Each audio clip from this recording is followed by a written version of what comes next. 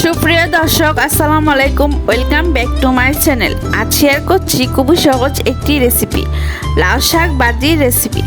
তো চলুন মূল রেসিপিটি শুরু করা যাক। কিন্তু তার আগে যারা আমার চ্যানেলটি এখনও সাবস্ক্রাইব করেননি, এরকম আরও নতুন নতুন রেসিপি পেতে আমার চ্যানেলটি সাবস্ক্রাইব করে পাশে থাকার বেল বাটনটি অন করে দিন, পরবর্তী ভিডিও নোটিফিকেশন সবার আগে পাওয়ার জন্য।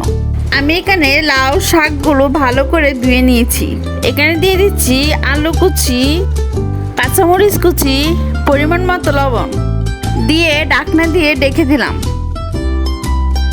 কিছুক্ষণ পরে ঢাকনাটা খুলে আবার দেখে নিচ্ছি। এখন শাকগুলোকে নাড়াচাড়া করে নিচ্ছি সিদ্ধ হওয়ার জন্য। এখনো ডাটাগুলো কিন্তু সিদ্ধ হয়নি, তাই আমি এখানে কিছুক্ষণ অপেক্ষা করছি।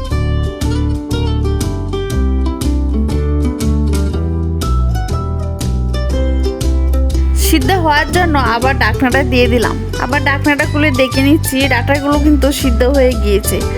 এই ডাটা শাক ভাজিটা কিন্তু বাচ্চাদেরও খুব পছন্দ। এখানে আমি কড়াইয়ে সয়াবিন তেলটা দিয়ে পেঁয়াজ রসুন কাটাগুলো দিয়ে দিলাম।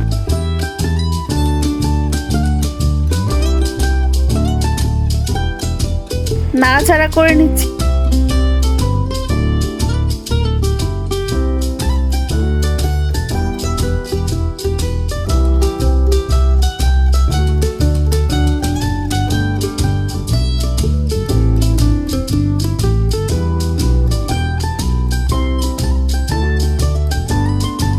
পেঁয়াজটা কিন্তু লাল লাল হয়ে গিয়েছে। এখন আমি শাকগুলো পেঁয়াজের মধ্যে দিয়ে দিচ্ছি।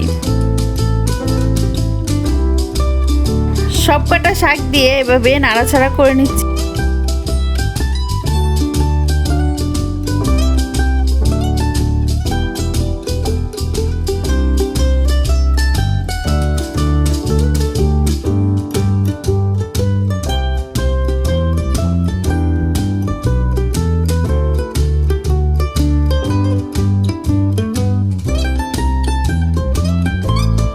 মরিচ ভাজা গুঁড়ো করা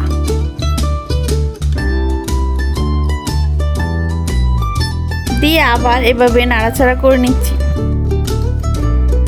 এই শাক ভাজিটা দিয়ে কিন্তু অনায়াসে অনেকগুলো ভাত খাওয়া যায়। এটা স্বাস্থ্যের জন্যও কিন্তু খুবই ভালো।